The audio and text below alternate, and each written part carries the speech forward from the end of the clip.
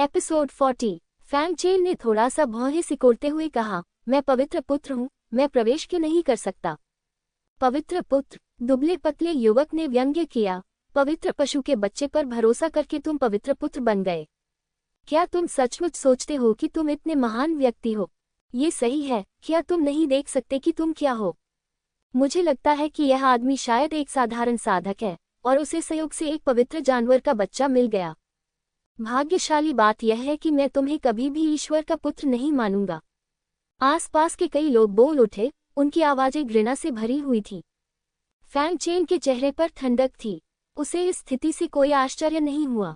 उसने ठंडे स्वर में कहा, मुझे जाने दो, नहीं तो तुम्हें पछताना पड़ेगा। अफसोस। हाँ हाँ हाँ, दुबला पतला युवक जोर से हंसा। उसका चेहरा व्यंग्य से भरा हुआ था। मैं देखना चाहता हूँ कि तुम मेरे साथ क्या कर सकते हो। बेटा, तुम सिर्फ भगवान के बेटे के रूप में अपनी स्थिति पर भरोसा करना चाहते हो, है न? चलो एक आदमी की तरह लड़ो, क्या तुम्हारी हिम्मत है?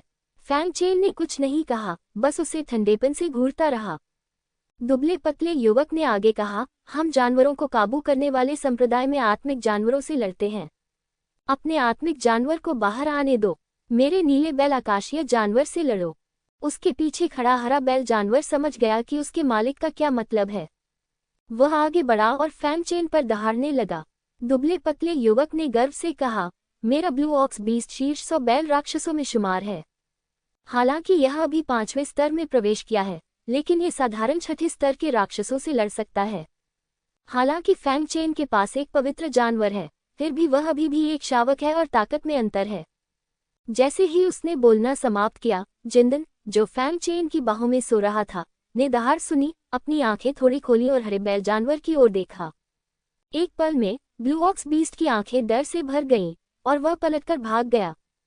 चाहे पतला युवक कितना भी चिल्लाए, ये बेकार था। किंग किंग, तुम कहाँ जा रहे हो? भागो मत। अपनी गाय को भागते देख दुबले पतले युवक के पास उसका पीछा करने के अलावा कोई विकल्प नहीं था। फैंग चेन की बाहों में सोने के अंडे को देखकर सभी चौंक गए। एक नज़र ने ही लेवल 5 के राक्षस को डरा दिया। क्या ये पौराणिक पवित्र जानवर है? ये वाकई शक्तिशाली है। फैंग चेन ने चुपचाप दृश्य देखा। क्या तुम उसे इस तरह रोकना चाहते हो? हालांकि वह थोड़ा हैरान भी था। हालांकि वह जानता था कि सोने का अंडा मजबूत है, लेकिन उसने यह उम्मीद नहीं की थी कि यह इतना मजबूत होगा। बस एक नज़र से 5वें स्तर का राक्षस डर कर भाग सकता है, तो भविष्य में जब सोने का अंडा मेरी रक्षा करेगा, तो क्या मैं उन जगहों पर नहीं घूम पाऊंगा जहां बहुत सारे राक्षस हैं? वह यहाँ और अधिक नहीं रुका और सुनहरे अंडे के साथ लिंग्यू टॉवर में चला गया। इस बार किसी ने उसे रोकने की हिम्मत नहीं की और अंधेरे में लू शियालियू ने यह सब स्पष्ट रूप से देखा। कितना बेकार का कूड़ा है, उसे इस तरह अंदर आने दिया गया। उसने मन ही मन कोसा। उसकी आंखों में लालच की झलक थी। लेकिन पवित्र जानवर वास्तव में उतना ही अद्भुत है जितना कि किंवदंती कहती है। इसकी एक झलक ही स्तर 5 के राक्षस जानवर को डरा सकती है। मुझे नहीं पता कि मेरा आत्मिक जानवर पवित्र जानवर शावक के रक्त दमन का सामना कर सकता है या नहीं, लेकिन कोई बात नहीं, ये पवित्र जानवर शावक मेरा होना चाहिए। केवल मेरे जैसा प्रतिभाशाली व्यक्ति ही इसके योग्य हो सकता है। ये सोचते हुए उसने और भी उदास भाव से लिंग्यू टॉवर के गेट की ओर देखा।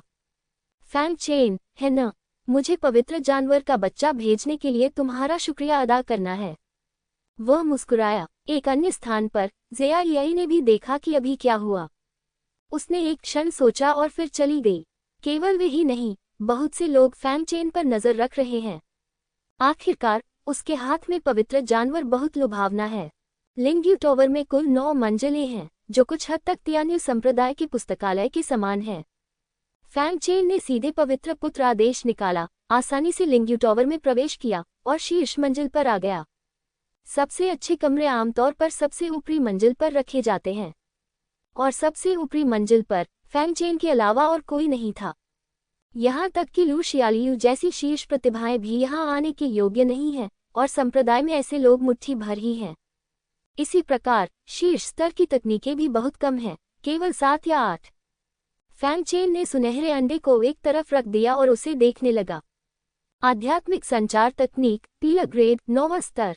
पीले रंग का अभ्यास करने के बाद व्यक्ति अपने मन के माध्यम से राक्षस जानवरों के साथ संवाद कर सकता है, जिससे दोनों बहुत अच्छी तरह से सहयोग कर सकते हैं, जैसे कि वे एक थे। वह थोड़ा हैरान हुआ। हालांकि यह सिर्फ टेलीपैथी थी, लेकिन ये लड़ाई में बहुत बड़ी भूमिका निभा सकती थी, जिससे दोनों पक्ष कई गुना ज्यादा नुकसान पहुंचा सकते थे। उन्होंने पढ़ना जारी रखा, लेकिन बाद में जो परिचय दिया गया उससे उन्हें थोड़ी निराशा हुई। लेकिन जब दोनों दिमाग जुड़ जाएंगे तो एक दूसरे को होने वाली क्षति दूसरे पक्ष को स्पष्ट रूप से महसूस होगी। उसने अपना सिर हिलाया। इस तरह की क्षति का बहुत बड़ा प्रभाव था और ये लड़ाई के लिए अनुकूल नहीं था। इसे नीचे रखकर उन्होंने अन्य तकनीकों पर गौर किया। स्वर्गीय जंजीर सिकुड़ने वाला हृदय। यह आत्मा जानवर और जानवर मालिक को बंद करने के लिए अदृश्य लोहे की जंजीरें बना सकता है, कर सकता है। यहाँ अधिकांश कौशल युद्ध में सहायक हैं, हालांकि उपयोगी हैं, लेकिन वे कुछ साइड इफेक्ट्स के साथ आते हैं जिन्हें फैंगचेन स्वीकार नहीं कर सकता। इसलिए कई किताबें पढ़ने के बाद फैंगचेन किसी भी किताब से संतुष्ट नहीं था। अंततः फैंगचेन ने मार्शल आर्ट की अंतिम पुस्तक पर अपनी नजरें जमा लीं। स्पिरिट कॉन्ट्रैक्ट तकनीक। जुआन ग्रेड द्वितीय स्तर के लिए एक स्पिरिट बीस्ट और एक बीस्ट मास्टर को एक साथ अभ्यास करने की आवश्यकता होती है। ये पंक्ति देखकर फैंगचेन दंग रह गया।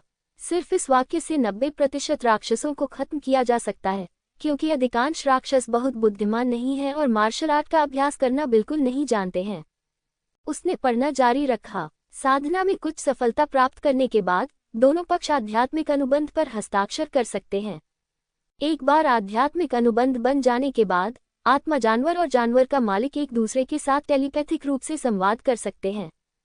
साथ ही दोनों एक साथ बंधे रहेंगे और एक साथ अभ्यास करने पर गति तेज हो जाएगी, लेकिन दोनों के बीच का अंतर 2 प्रमुख क्षेत्रों से अधिक नहीं हो सकता।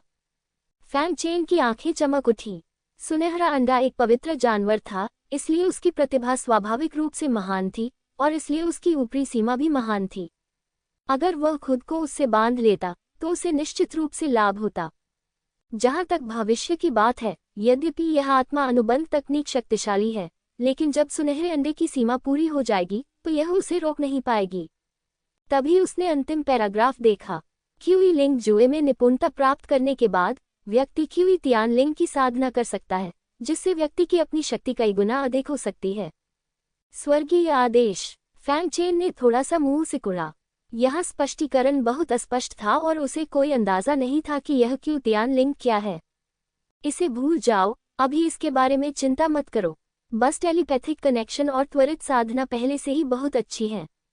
उन्होंने सुनहरे अंडे को देखा और पूछा, सुनहरे अंडे, क्या तुम इस तकनीक का अभ्यास कर सकते हो? सुनहरे अंडे ने गर्व से सिर हिलाया। एक पवित्र पशु के रूप में अलौकिक शक्तियों का विकास करना एक स्वाभाविक बात है। फैंगचेन की आंखें चमक उठीं और उसने कहा, ऐसी स्थिति में क्यों न हम इस तकनीक का अभ्यास एक साथ करें? ये सुनकर जिंदन ने फैंगचेन को सावधानी से देखा। ये देखकर फैंगचेन एक प्यारे पिता की तरह मुस्कुराया। डरो मत जिंदन, तुम और मैं इतने लंबे समय से एक साथ रहते और मरते रहे हैं, मैं तुम्हें कैसे नुकसान पहुंचा सकता हूं? सुनहरा अंडा फिर पीछे हट गया। फैंगचेन बहुत असहाय था और उसने कहा, समय आने पर मैं तुम्हें 50 स्तर 5 राक्षस गोलियां ढूंढ दूंगा। जिंदन की आंखें चमक उठी, लेकिन फिर भी उसने जाने से इनकार कर दिया। जाहिर है, इसमें अतिरिक्त पैसा खर्च होगा।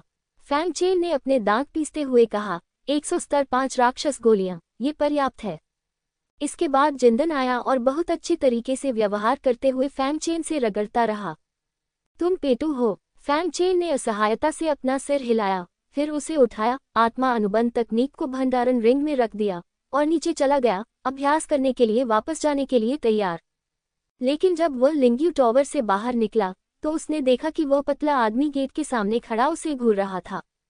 दुबले पतले आदमी ने फैंगचेन को घूरते हुए कहा, लड़के, तुम अपनी शक्ति दिखाने के लिए केवल पवित्र जानवर पर ही भरोसा कर सकते हो। अगर तुम में हिम्मत है तो पवित्र जानवर का इस्तेमाल मत करो, मुझसे लड़ो। जैसे ही उसने कहा, उसकी झोंग युआन क्षेत्र की दूसरी स्तर की साधना फूट पड़ी और उसी समय 3 दाव ग्रंथ प्रकट हुए, एक भयंकर गति के साथ। अगर तुम मुझसे लड़ोगे तो तुम्हें मरने के लिए तैयार रहना होगा, फैंगचेन ने ठंडे स्वर में कहा। ये सुनकर दुबला पतला आदमी थोड़ा चौंका, फिर व्यंग्यात्मक लहजे में बोला, सिर्फ तुम? फैंगचेन ने सुनहरा अंडा नीचे रख दिया, दुबले पतले आदमी को घूरा और ठंडे स्वर में कहा, क्या तुम तैयार हो? दुबले पतले आदमी को उम्मीद नहीं थी कि फैंग चेन द्वंद्वयुद्ध स्वीकार करने में इतना खुश होगा। उसने व्यंग्य करते हुए कहा, इस तरह से लड़ने का क्या मतलब है? शर्त लगाने के बारे में क्या ख्याल है? अगर मैं जीत गया तो तुम संत पुत्र के पद से हट जाओगे। आखिरकार तुम जैसे लोग हमारे संत पुत्र के पद के लायक नहीं हैं। ठीक है। फैंग चेन को आश्चर्य नहीं हुआ। उसने कहा, अगर तुम हार गए तो तुम मर जाओगे। क्या होगा? दुबले पतले युवक का चेहरा थोड़ा बदल गया। वह अपनी जान जोखिम में डाल रहा था, लेकिन लू शियालियू के आदेशों और अपनी ताकत पर विश्वास के बारे में सोचते हुए उसने आखिरकार अपने दांत पीसते हुए कहा, ठीक है, लेकिन अगर तुम भी मर जाते हो तो मुझे दोष नहीं दिया जाएगा। उसके आसपास के सभी लोग भी इकट्ठा हो गए और वे सभी फैंग चेन के पवित्र पुत्र के रूप में अपना पद खोने की प्रतीक्षा कर रहे थे। आखिरकार फैंग चेन सिर्फ एक व्यक्ति था जो पवित्र पुत्र बनने के लिए पवित्र जानवर पर निर्भर था। पवित्र जानवर के बिना वह कुछ भी नहीं था। क्या हमें चिल्लाकर शुरू करने की जरूरत है? फैंग चेन ने पूछा। शुरू करो, दुबले पतले युवक ने व्यंग्यात्मक लहजे में कहा। तुम बहुत मूर्ख हो। तुम बाहर जीवन मरण का द्वंद्व लड़ रहे हो और तुम शुरू कर रहे हो। तो फिर आप कहते हैं कि नहीं? बिल्कुल नहीं, दुबले पतले युवक ने गर्व से कहा। लेकिन अगले ही पल उसे अचानक ऐसा महसूस हुआ जैसे उसके सिर में सुइयां चुभ रही हों और यह बहुत दर्दनाक था। जब वह होश में आया तो उसे लगा कि उसका शरीर बहुत हल्का हो गया है, मानो उसका कोई शरीर ही नहीं है। और मैं लगातार ऊपर की ओर तैर रहा हूँ, जो एक बहुत ही अजीब एहसास है। क्या हो रहा है? वह हैरान था। जैसे ही वह हवा में घूमा, उसने देखा कि वहां एक सिरहीन शरीर खड़ा था। जहां तक फैंग चेन का सवाल है, वह वहीं खड़ा रहा और उसने अपनी तलवार रख दी। ये शव किसका है? यह इतना परिचित क्यों है? लगता है यह मेरा ही है।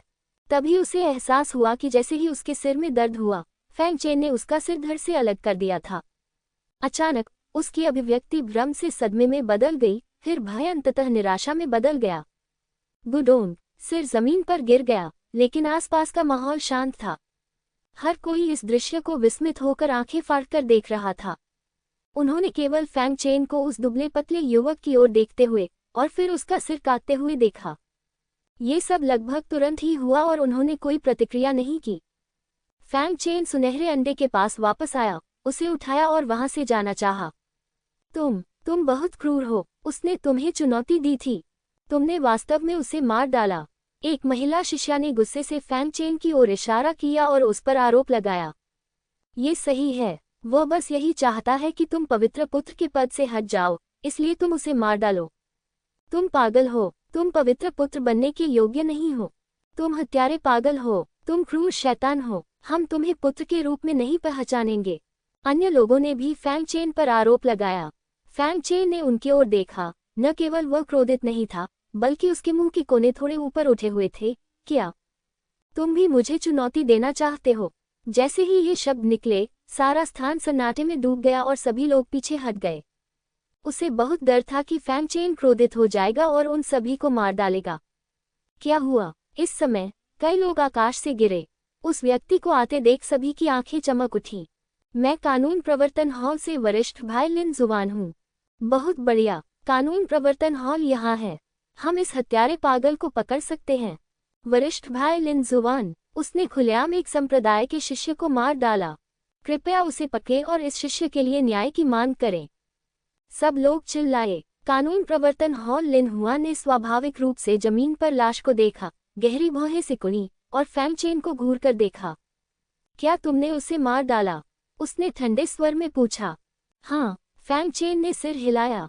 चूंकि तुम स्वीकार करते हो कि तुमने उस व्यक्ति को मारा है, तो हमारे साथ कानून प्रवर्तन हॉल में आओ। लिन हुआ ने ठंडे स्वर में कहा, फिर अपना हाथ हिलाया और कहा, इसे मेरे लिए ले आओ। कानून प्रवर्तन हॉल के दो शिष्य आगे बढ़े और फैंग चेन को बलपूर्वक पकड़ना चाहते थे। आप इसे आजमा सकते हैं, फैंग चेन ने ठंडे स्वर में कहा, और उन्मूलन राक्षसी ऊर्जा की एक लहर तुरंत फूट पड़ी। दोनों शिष्यों के चेहरे के भाव अचानक बदल गए और उनमें पास जाने की हिम्मत नहीं हुई। जब लिन हुआ ने ये देखा, तो उसकी अभिव्यक्ति और भी ठंडी हो गई। क्या आप अभी भी कानून का विरोध करना चाहते हैं? कानून का विरोध? आप ही कानून का विरोध कर रहे हैं, है न? फैंग चेन ने ठंडे स्वर में कहा, मैं आपसे पूछता हूँ, पवित्र पुत्र को खुलेआम चुनने में आपका अपराध क्या है? लिन जुआन का चेहरा और भी उदास हो गया, लेकिन वह केवल इतना ही जवाब दे सका, ये कबीले के नियमों के अनुसार सजा से लेकर मृत्युदंड तक हो सकता है। फैंग चेन ने कहा, उसने मुझे लगातार 2 बार उकसाया और अपमानित किया, और यहाँ तक कहा कि वह उसे मार डालना चाहता है। पवित्र पुत्र होने के नाते मुझे इससे निपटने का अधिकार है। कर सकना, लेकिन क्या? फैंग चेन ने लिन जुआन को ठंडे अंदाज में देखा और कहा, कानून प्रवर्तन हॉल के एक शिष्य के रूप में क्या आप पक्षपात करना चाहते हैं? क्या आप चाहते हैं कि मैं इस मामले को मास्टर के सामने लाऊं और मास्टर को निर्णय लेने दूं? लिन हुआन की अभिव्यक्ति थोड़ी बदल गई। पवित्र पुत्र के गुरु संप्रदाय के नेता थे। अगर यह मामला वास्तव में कबीले के मुखिया के सामने आता है तो वह निश्चित रूप से बदकिस्मत होगा, न कि फैंग चेन। फैंग चेन ने उसे घूरते हुए ठंडे स्वर में कहा, अपने आप को 2 थप्पड़ मारो और बाहर निकल जाओ। लिन जुआन का चेहरा विशेष रूप से बदसूरत था, लेकिन उसने ऐसा करने की हिम्मत नहीं की। अगर वह ऐसा नहीं करता है तो फैंग चेन के हाव भाव से लगता है कि वह संप्रदाय के नेता के साथ वाकई मुश्किल में पड़ सकता है। फिर अगर जांच विफल हो जाती है तो उसका पद चला जाएगा। बैंग बैंग, उसने दांत पीसकर सबके सामने खुद को 2 बार थप्पड़ मारे और फिर मुड़कर चला गया। आसपास के सभी लोग एक दूसरे को हैरानी से देखने लगे। अप्रत्याशित रूप से जब लिन हुआन आया तो न केवल वह इस हत्यारे पागल को नीचे गिराने में सक्षम नहीं था, बल्कि उसे बुरी तरह से अपमानित भी किया गया और छोड़ दिया गया। फैंग चेन ने दूसरों की ओर देखा और शांति से कहा, कौन अब भी मुझे उकसाना चाहता है? जैसे ही ये शब्द निकले, सभी लोग पीछे हट गए और किसी ने भी फिर से फैंग चेन का अपमान करने की हिम्मत नहीं की।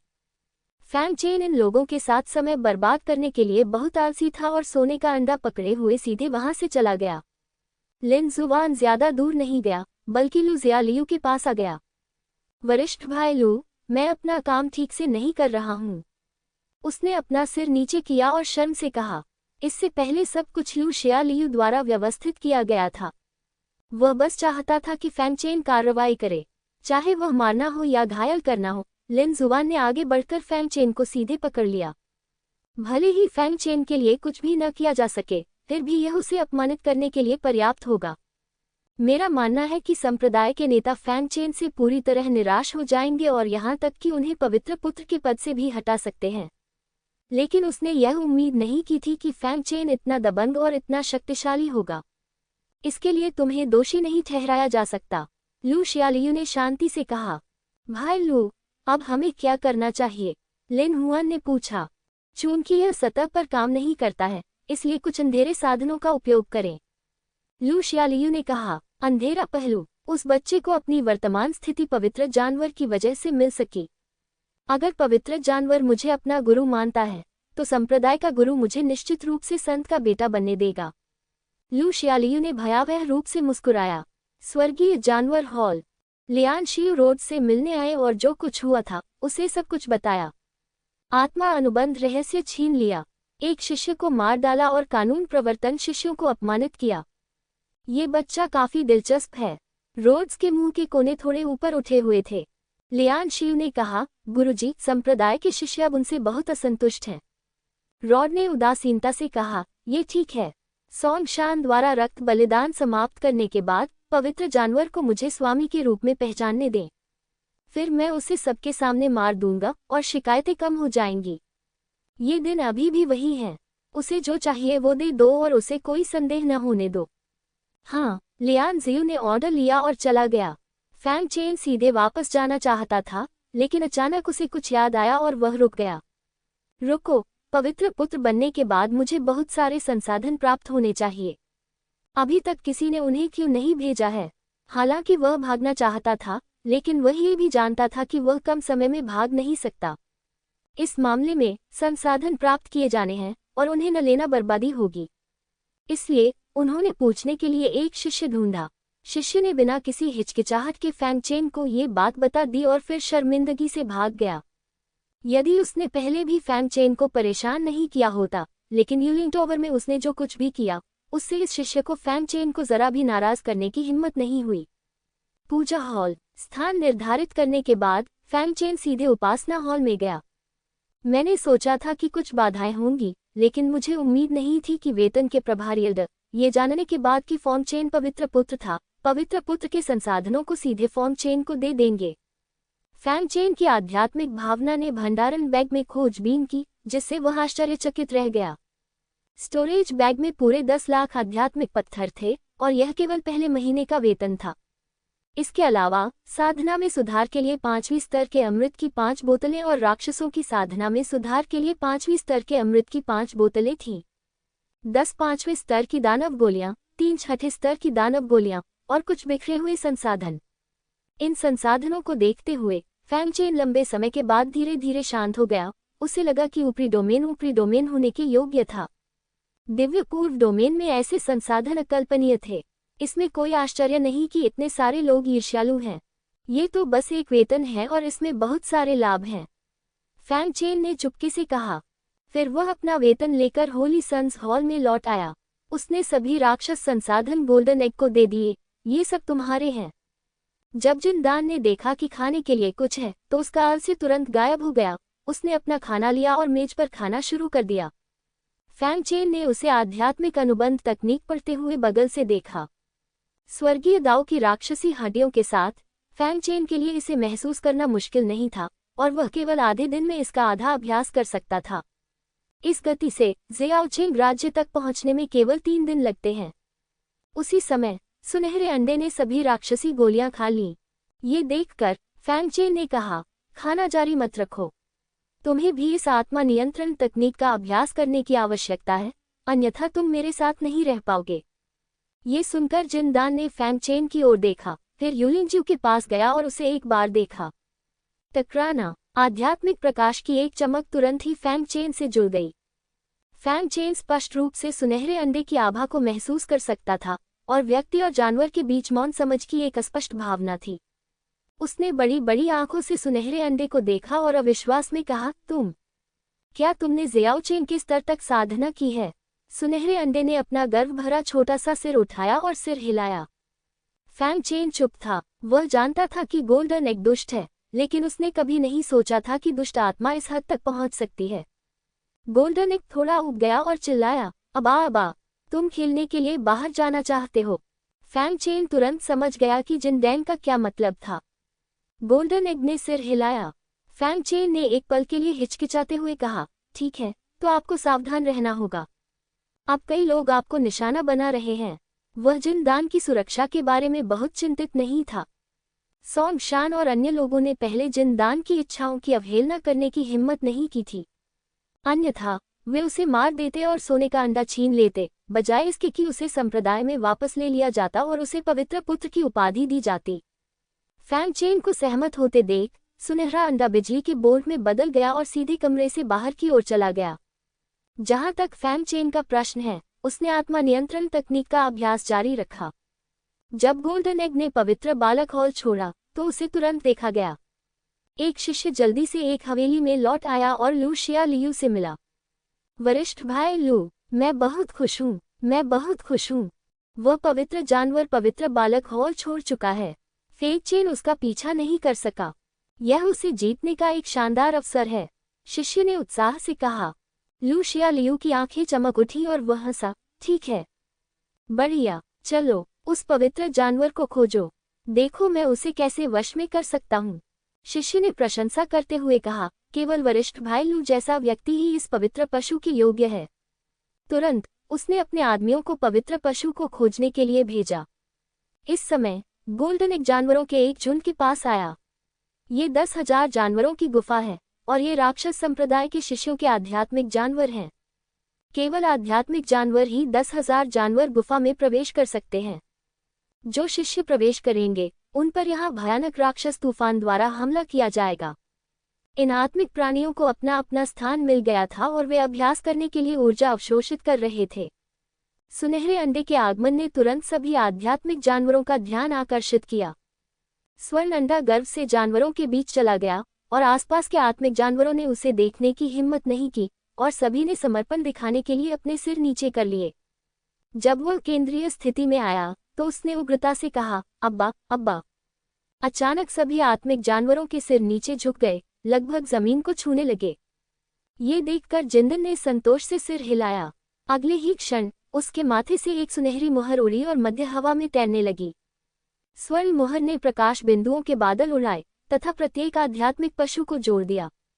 2 घंटे बाद सभी आत्मिक प्राणियों के सिरों पर सुनहरी मोहरें दिखाई दी। तभी गोल्डन एग ने संतुष्टि के साथ स्वर्ण मोहर वापस ले ली और अन्य आध्यात्मिक जानवरों की सभी स्वर्ण मोहरें उसके शरीर में प्रवेश कर गईं और गायब हो गईं। ये सब करने के बाद सुनहरा अंडा 10,000 जानवरों की गुफा में और भी गहराई में चला गया। वहां बड़े स्तर के आध्यात्मिक जानवर अभ्यास कर रहे हैं। 10,000 जानवरों की गुफा के बाहर लू शियालियू पूरे दिन बाहर इंतजार करती रही। उसने अधीरता से पूछा, क्या पवित्र जानवर वास्तव में 10,000 जानवरों की गुफा में प्रवेश कर गया था? एक शिष्य ने बार बार सिर हिलाकर कहा, वरिष्ठ भाई लू बिल्कुल सही कह रहे हैं। मैंने अपनी आंखों से पवित्र जानवर को इसमें प्रवेश करते देखा है। ये सुनकर लू शियालियू केवल असहाय होकर सिर हिला सका। ठीक है, मैं एक बार तुम पर भरोसा करूंगा और इंतजार करना जारी रखूंगा। इस समय एक छोटी सी आकृति 10,000 जानवरों की गुफा से बाहर चली गई। ये गोल्डन अंडा था। वरिष्ठ भाई लू, देखो, पवित्र जानवर बाहर आ गया है, शिष्य उत्साह से चिल्लाया। लू शियालियू ने स्वाभाविक रूप से इसे देखा और तुरंत जिनदान के पास पहुंचे। जिनदान तुरंत सतर्क हो गया, जबकि लू शियालियू जिनदान से 3 फीट दूर रुक गया और उसने एक दयालु मुस्कान दिखाई। हे प्रभु पवित्र जानवर, मेरा कोई बुरा इरादा नहीं है, मैं बस आपसे बात करना चाहता हूँ, उसने धीरे से कहा। जिनदान ने उसे ऊपर से नीचे तक देखा, लेकिन सीधे भागा नहीं। लू शियालियू ये देखकर बहुत खुश हुई और उसे लगा कि इसमें आशा है। उसके हाथ में भंडारण की अंगूठी आध्यात्मिक प्रकाश से चमक उठी और उसके हाथ में कई 5वीं स्तर की दानव गोलियां दिखाई दी। उसने कहा, ये दानव गोलियां तुम्हारे लिए हैं। जब तक पवित्र जानवर मेरा अनुसरण करने और मेरा आध्यात्मिक जानवर बनने के लिए तैयार है, मैं इसकी गारंटी दे सकता हूँ। संसाधन प्रबंधन पर्याप्त है। जब जिनदान ने ये सुना तो उसकी आंखें घूम गईं और वह चिल्लाया, अब्बा अब्बा। लू शियालियू की आंखें अचानक चमक उठी। मास्टर होली बीस्ट का मतलब है कि जब तक ये फैंग चेन द्वारा आपको दिए गए उपचार से बेहतर हो सकता है, तब तक आप इस पर विचार कर सकते हैं। ठीक है मास्टर होली बीस्ट, कृपया मेरे साथ आओ, मैं निश्चित रूप से आपको संतुष्ट करूंगा। उसे अभी भी यकीन नहीं होता। उसके अपने परिवार का बहुत बड़ा कारोबार है, लेकिन फिर भी वह उस बच्चे से भी कमजोर है जो यह नहीं जानता कि वह कहां से आया है। जिनदान ने गर्व से सिर हिलाया और लू शियालियू के साथ चला गया। तीसरे दिन फैंग चेन, जो अपनी आंखें बंद करके अभ्यास कर रहा था, उसके पूरे शरीर में अचानक एक आध्यात्मिक प्रकाश प्रकट हुआ और धीरे धीरे लुप्त हो गया। उसने धीरे से अपनी आंखें खोली और गंदी हवा का एक झोंका छोड़ा। अंततः उन्होंने आत्मा नियंत्रण कला को मामूली सफलता के स्तर तक विकसित कर लिया। आखिरकार मैं छोटी सफलता के चरण तक पहुंच गया हूँ। फैंग चेन ने आह भरी, हमेशा महसूस करते हुए कि गति बहुत धीमी थी। यदि पशु नियंत्रण संप्रदाय के अन्य लोगों ने फैंग चेन की बातें सुनी तो वे निश्चित रूप से भड़क उठेंगे। यह आत्मा नियंत्रण कला पशु नियंत्रण संप्रदाय में साधना करने के लिए सबसे कठिन तकनीकों में से एक है। यहाँ तक कि मामूली सफलता चरण में भी कम से कम 1 महीने का समय लगता है।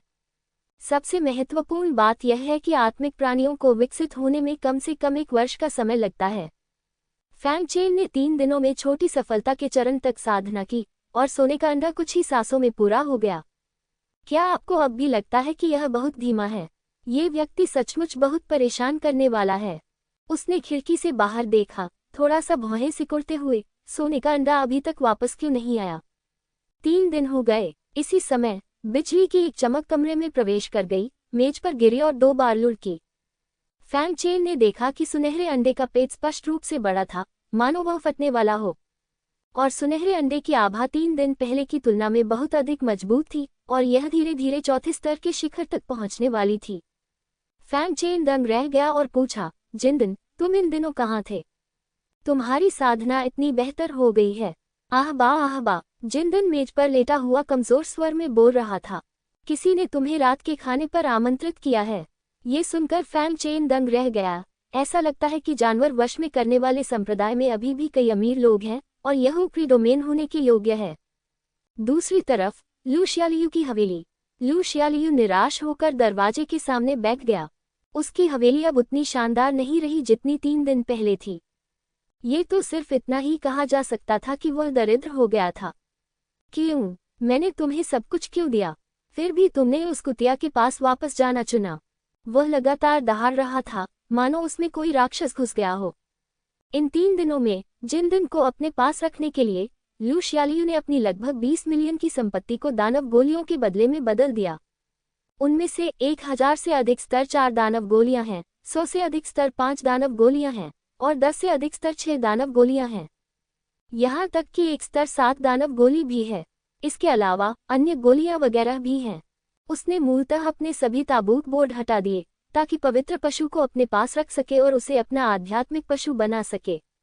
लेकिन फिर भी जिंद ने इस आधार पर उसका आत्मिक पशु बनने से इनकार कर दिया कि मुझे बहुत मोटा हो जाने का डर है। और इससे पहले कि वह कुछ प्रतिक्रिया कर पाता, वह बिजली की चमक में बदल गया और गायब हो गया। जब उसे होश आया तो जिंदन गायब हो चुका था। तभी लू शियालियू को एहसास हुआ कि उसे जिंदन ने छोड़ दिया था और उसने शुरू से अंत तक कभी भी उसका आत्मिक जानवर बनने का इरादा नहीं किया था। फैंग चेन, अभी भी उस छोटे कमीने को चाहता हूँ। मुझे तुम्हें टुकड़े टुकड़े कर देना चाहिए। वह दहाड़ा। ये इसी समय एक हंसी की आवाज सुनाई दी। ज़िया यी धीरे धीरे चली। तुम यहाँ क्या कर रहे हो? क्या तुम मुझ पर हंसने के लिए यहाँ आए हो? लू शियालियू ने ज़िया यी को क्रूरता से देखा। एक राक्षस द्वारा मूर्ख बनाया जाना वास्तव में मजेदार है। ज़िया यी ने बेबाकी से कहा, लेकिन मैं आज यहाँ आपका सहयोग पाने के लिए आया हूँ। सहयोग? लू शियालियू ने सतर्कता से थोड़ा सा भौहें सिकुड़ी। यह ज़िया यी जो कई सालों से उसके साथ प्रतिस्पर्धा कर रही थी, सरल नहीं थी।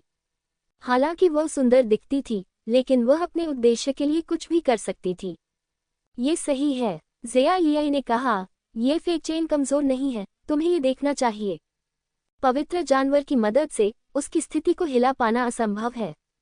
और जैसे जैसे समय बीतता जाएगा, संत के बेटे के रूप में उसकी स्थिति और भी मजबूत होती जाएगी और ज्यादा से ज्यादा लोग उसके पक्ष में खड़े होंगे। तब तक हमारे पास कोई मौका नहीं होगा। लू शियालियू ने स्वाभाविक रूप से इसे समझ लिया था। यही वजह है कि वह जितनी जल्दी हो सके फैंग चेन को खत्म करना चाहता था। तो फिर तुम क्या चाहते हो? उसने पूछा। बेशक, उसे मार डालो। मैं जानता हूं कि तुम्हें उसे मारना है, लेकिन तुम उसे कैसे मारना चाहते हो? सरल। ज़िया यी आकर्षण से भरी हुई मुस्कुराई। ये देखकर लू शियालियू का दिल द्रवित हो गया और उसने मन ही मन उसे एक फूहड़ के रूप में शाप दिया। ये कहना होगा कि ज़िया यी वास्तव में सुंदर है, लेकिन वह कांटों वाला गुलाब है और एक जहरीला गुलाब है। अगर तुमने उसे चोट पहुंचाई तो तुम मर जाओगे।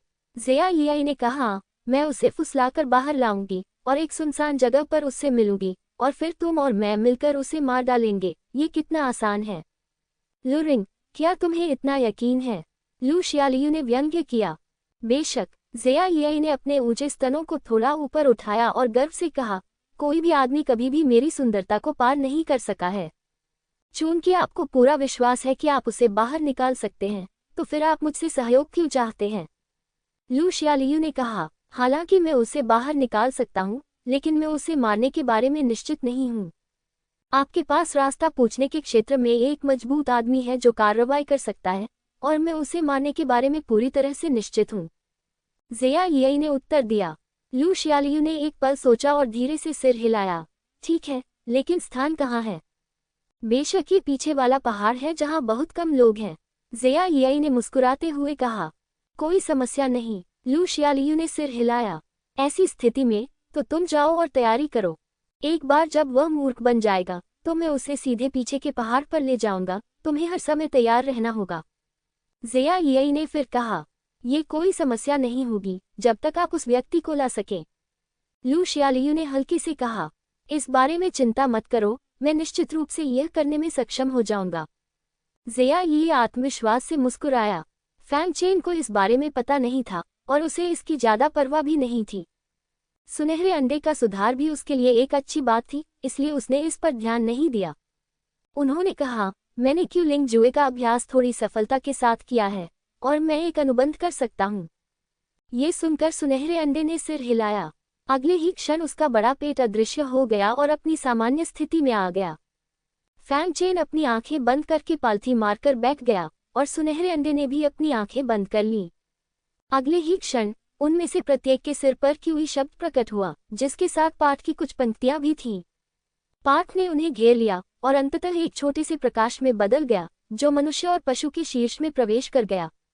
इस समय वे स्पष्ट रूप से एक दूसरे को महसूस कर सकते थे और यह भी अनुमान लगा सकते थे कि दूसरा पक्ष आगे क्या करेगा और वे क्या सोचेंगे, जो बहुत रहस्यमय था।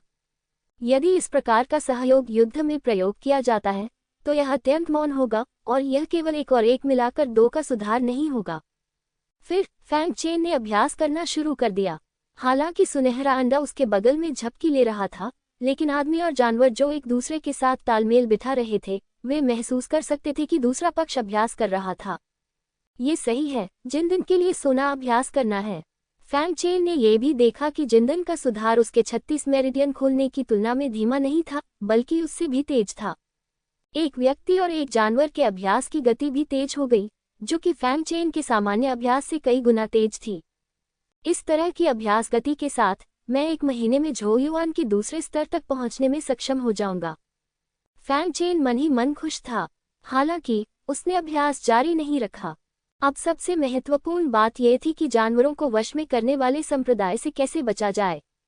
उन्होंने जिंदन से पूछा, जिंदन, तुम 3 दिन से बाहर हो, क्या तुम्हें भागने का कोई रास्ता मिल गया है? जिंदन ने कहा, आहबा आहबा। फैंग चेन ने थोड़ा भौहें सिकोड़ी, क्या कोई देख रहा है? ऐसा लगता है कि आप और मुझे देखा जा रहा है। इन ताकतवर लोगों की निगाहों से बचकर निकलना मुश्किल है। चलो पहले बाहर जाकर देख लेते हैं। हर समय यहाँ रहना अच्छा विचार नहीं है, उसने मन ही मन सोचा। फिर वह जिंदान को पवित्र पुत्र हॉल से बाहर ले गया। जैसे ही वह बाहर आया, फैंग चेन ने आसपास के वातावरण को स्कैन करने के लिए आत्मा दानव आंख का इस्तेमाल किया। जैसी कि उम्मीद थी, शून्य में प्रश्न पूछने के क्षेत्र में 2 मजबूत व्यक्ति मौजूद थे जो उसकी हर गतिविधि पर नजर रख रहे थे।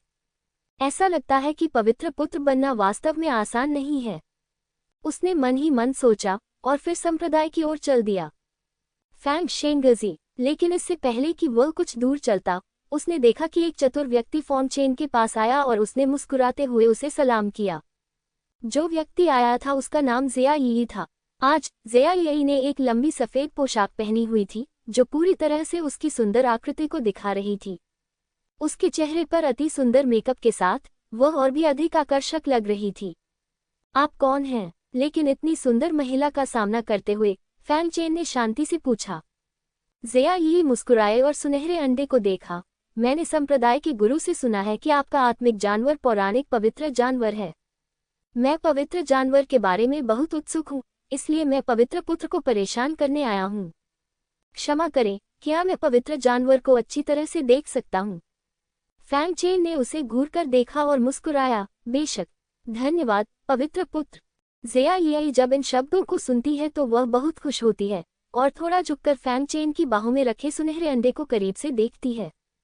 और जब वह झुकी तो पोशाक का गर्वित हिस्सा दिखाई देने लगा। फैंग चेन का दृष्टिकोण एक गहरी खाई को देखने के लिए बिल्कुल सही था। ये पवित्र जानवर सचमुच प्यारा है। ज़िया यी ने चुपके से फैंग चेन की ओर देखा और उसके शांत भाव को देखकर उसने अपने दिल में व्यंग्य किया, नाटक करो, नाटक करते रहो। मुझे नहीं पता कि तुम्हारे जैसे कितने पुरुष मिले हैं जो नाटक करना जानते हैं। ये देखकर कि समय लगभग समाप्त हो गया था, वह जानबूझकर फैंग चेन के करीब आ गई। उसके चेहरे पर अभी भी मुस्कान थी। पवित्र पुत्र, मैं जानना चाहती हूँ कि पवित्र पशु का नाम क्या है? वह जानबूझकर उसके पास आई। इसका नाम गोल्डन एग है, फैंग चेन ने सहजता से कहा। ज़िया यी की मुस्कान अचानक जम गई। राजसी पवित्र जानवर ने वास्तव में एक सुनहरा अंडा नाम दिया है। क्या कोई है जो आपके जैसे पवित्र जानवर को बर्बाद कर सकता है? क्या ये नाम थोड़ा घटिया नहीं है? वह पूछे बिना नहीं रह सकी। क्या तुम ऐसा करोगे? फैंग चेन ने भ्रमित होने का नाटक किया और फिर जिनदान से पूछा, जिनदान, क्या यह एक बुरा नाम नहीं है? उन दोनों के बीच बहुत अच्छा तालमेल था और सुनहरा अंडा केवल अपना सिर हिलाकर और गर्व से सिर उठाकर ये दर्शा सकता था कि उसे यह बहुत पसंद है। ज़िया यी का चेरी जैसा मुंह फड़क उठा और उसने अपने दिल में शाप दिया, ये पवित्र जानवर वास्तव में तुम्हारे जैसे नीच व्यक्ति का अनुसरण करके बर्बाद हो गया है। सही तौर पर उन्होंने अपना मुंह ढक लिया और मुस्कुराते हुए कहा, यदि आप ध्यान से सुनेंगे तो ये नाम वास्तव में काफी अच्छा है। कम से कम ये बहुत दयालु है। तब वह फैंग चेन से 3 अंक आगे थी। ये कहा जा सकता है कि दोनों के बीच की दूरी केवल एक बाल जितनी थी और वे लगभग छू रहे थे। फैंग चेन ज़िया यी की हल्की खुशबू भी सूंघ सकता था। पवित्र पुत्र, पवित्र पशु के साथ तुम्हारा बहुत अच्छा संबंध है, तुम पशु को नियंत्रित करने में अवश्य ही बहुत सक्षम होगे। उसने पहले तो उसकी प्रशंसा की, फिर परेशानी का भाव दिखाया। मेरी छोटी लड़की को हाल ही में आध्यात्मिक पशु साधना में कुछ समस्याएं हुई हैं और वह पवित्र पुत्र से सलाह मांगना चाहती है।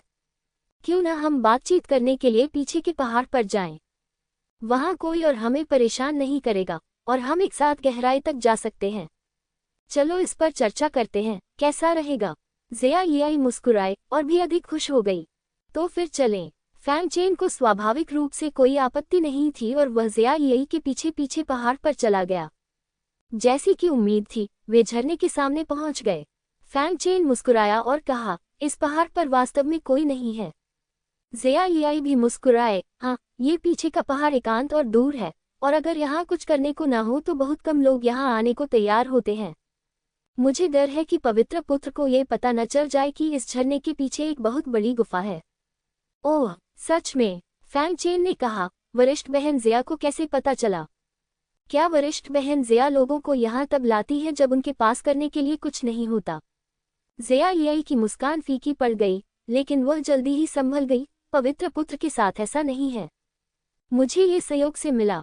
चलो अंदर चलते हैं और देखते हैं। ठीक है, फैंग चेन ने मना नहीं किया। दोनों झरने को पार करके उसमें प्रवेश कर गए। बाहर शून्य में ताओ क्षेत्र के दो महान स्वामी जो फैंग चेन को घूर रहे थे, प्रकट हुए और इस दृश्य को घूरने लगे। एक व्यक्ति ने पूछा, क्या हमें कार्रवाई करनी चाहिए? दूसरे व्यक्ति ने अपना सिर हिलाया। नेता ने कहा कि हम केवल उसकी निगरानी के लिए जिम्मेदार हैं। वह मरेगा या नहीं, ये हमारा काम नहीं है। ठीक है। ये सुनकर उस आदमी ने खंडन करना बंद कर दिया और वे दोनों पुनः शून्य में चले गए, परंतु झरने के अंदर नहीं गए। गुफा में ज़िया यियाई ने मुस्कुराते हुए फैंग चेन से कहा, देखो, ये जगह बहुत गुप्त है। चाहे हम यहाँ कुछ भी करें, इसे खोज पाना मुश्किल है। उसकी आवाज में छिपी प्रलोभन भरी आवाज ने लोगों के दिलों में हलचल मचा दी। फैंग चेन ने सिर हिलाया। वास्तव में, लेकिन ये लोगों को मारने के लिए भी एक अच्छी जगह है ना? ज़िया यियाई चौंक गई और फैंग चेन को घूरने लगी। हा हा हा हा। अगले ही पल एक भयंकर हंसी की आवाज आई और लू शियालियू के साथ दो महान व्यक्ति प्रकट हुए। आप वाकई दूरदर्शी हैं। हाँ, आज आपकी पुण्यतिथि है। वह गंभीर भाव से मुस्कुराया। फैंग चेन ने बहुत आश्चर्यचकित होने का नाटक किया। यहाँ अभी भी लोग हैं। सीनियर सिस्टर ज़िया, आप वास्तव में मजाक कर रही हैं। ज़िया यियाई ने व्यंग्य किया, क्या तुम मूर्ख हो? क्या तुम्हें सच में लगता है कि मुझे तुम्हारे जैसा आदमी पसंद आएगा? मैं तुम्हें बस यहाँ फुसलाकर मारना चाहती हूँ। लू शियालियू ने तिरस्कारपूर्वक कहा, क्या तुम नहीं देखते कि तुम किस तरह के हो? क्या तुम इसके लायक हो? फैंग चेन ने अचानक ज्ञान प्राप्त होने का नाटक किया। तो ये बात है, लेकिन मैं बहुत उत्सुक हूँ। आपको मुझे क्यों मारना है? मुझे आपसे कोई शिकायत नहीं है। कोई शिकायत नहीं। लू शियालियू ने उदास नजर से फैंग चेन को देखा। ईश्वर के पुत्र के रूप में तुम्हारा पद मेरा होना चाहिए था। ये तुम्हारी वजह से है। एक ऐसे व्यक्ति की किस्मत जिसके पास कुत्ते की तरह गंदगी है, कि तुम यहाँ आए। तुमने ईश्वर के पुत्र के रूप में मेरा पद छीन लिया। केवल तुम्हारे मरने पर ये पद मेरे हाथों में वापस आ सकता है। फैंग चेन ने हल्की सी आह भरी। निश्चित रूप से ये परमेश्वर के पुत्र की स्थिति थी जिसने उसे परेशानी में डाला। कमीने, आज तुम्हारी पुण्यतिथि है। तुम्हारे मरने के बाद पवित्र जानवर मेरा हो जाएगा। मैं तुम्हारे आत्मिक जानवर पर कब्जा कर लूंगा और तुम्हारी वर्तमान स्थिति छीन लूंगा। हा हा हा। लू शियालियू को लगा कि वह जीत गया है और वह बेतहाशा हंस पड़ा। लानत है, कल तुम्हारे जैसे कमीने ने मेरा फायदा उठाया। आज मैं तुम्हें बताऊंगी कि मौत से भी बदतर जिंदगी जीने का क्या मतलब होता है। ज़िया यियाई ने घृणा से कहा। फैंग चेन ने उनकी ओर देखा और हल्के से कहा, क्या आपको लगता है कि आप उसे मार सकते हैं? लू शियालियू ने व्यंग्यपूर्वक कहा, क्या आपको लगता है कि अभी भी बचने का कोई मौका है? जैसे ही वे बोले, दाओ क्षेत्र के दो महान स्वामी एक कदम आगे बढ़े और भयानक दबाव ने तुरंत फैंग चेन को जकड़ लिया। जब तक फैंग चेन कोई भी कदम उठाने की हिम्मत करता, वे उसे मार देते। लेकिन ताओ क्षेत्र के दो महान स्वामियों के उत्पीड़न के सामने फैंग चेन की अभिव्यक्ति शांत रही और यहाँ तक कि उसके मुंह के कोने भी थोड़े ऊपर उठ गए। तुम किस बात पर हंस रहे हो? लू शियालियू ने देखा कि फैंग चेन अभी भी हंस सकता है और उसने थोड़ा सा मुंह सिकुड़ा। मैं किस बात पर हंस रहा हूँ? मैं तुम पर हंस रहा हूँ क्योंकि तुम मरने के करीब हो और तुम इतना गर्वित महसूस कर रहे हो। फैंग चेन ने व्यंग्य किया। क्या तुम पागल हो? तुम ही मरने वाले हो। नहीं, फैंग चेन ने धीरे से अपना सिर हिलाया। यह आप हैं। अगले ही पल फैंग चेन ने एक मुहर बनाई। उसके चारों ओर की दीवारों पर लगभग 100 विस्फोट तावीज दिखाई दिए और वे सीधे सक्रिय हो गए। विस्फोट के ताबीज बहुत सारे हैं। लू शियालियू का चेहरा एकदम बदल गया। अब पहले वाला आत्मसंतुष्ट चेहरा नहीं था और उसकी आंखें डर से भरी थीं। 2 ताओवादी क्षेत्र के स्वामी भी ऐसे ही थे। इतने सारे उच्च स्तरीय विस्फोटक तावीजों के एक साथ फटने से वे भी निश्चित रूप से मर जाएंगे। वे कुछ करना चाहते थे, लेकिन फैंग चेन ने ठंडे स्वर में कहा, हिलना मत। अगर तुमने हिलने की हिम्मत की तो मैं ताबीज को विस्फोट कर दूंगा। इस ठंडे शब्द ने तुरंत दोनों को हिलने की हिम्मत नहीं दी और वे सुन सकते थे कि फैंग चेन निश्चित रूप से ऐसा करेगा। तुमने इतने सारे विस्फोटक तावीज कब स्थापित किए? लू शियालियू ने उदास चेहरे के साथ फैंग चेन को देखा। जब वे कल आए तो उन्होंने विशेष रूप से 2 ताओवादी क्षेत्र के गुरुओं से गुफा का अन्वेषण करने के लिए कहा और यह पुष्टि करने के बाद ही अंदर आए कि कोई समस्या नहीं है। आज क्योंकि मैंने कल जांच की थी, मैंने इसे फिर से नहीं देखा, लेकिन बस लापरवाही से देखा, लेकिन मुझे उम्मीद नहीं थी कि आज अंदर एक मृत अंत था। फैंग चेन के मुंह के कोने थोड़े ऊपर उठे। बेशक आपने इसे अपने जाने के बाद स्थापित किया था। तुम्हें पता था कि यह एक चाल थी। लू शियालियू की अभिव्यक्ति और भी उदास हो गई। तुम्हारी छोटी छोटी तरकीबें वास्तव में काफी नहीं हैं। फैंग चेन ने हल्के से कहा, अगर तुम विस्फोट करोगे तो तुम भी मर जाओगे। जिया यी, जिसका चेहरा स्थिति के अचानक परिवर्तन से डर के मारे पीला पड़ गया था, चिल्लाया। फैंग चेन ने अपना मुंह थोड़ा ऊपर उठाया। 2 प्रतिभाशाली लोग और सत्य की खोज के क्षेत्र में 2 लोग एक साथ नष्ट होना कोई नुकसान नहीं है।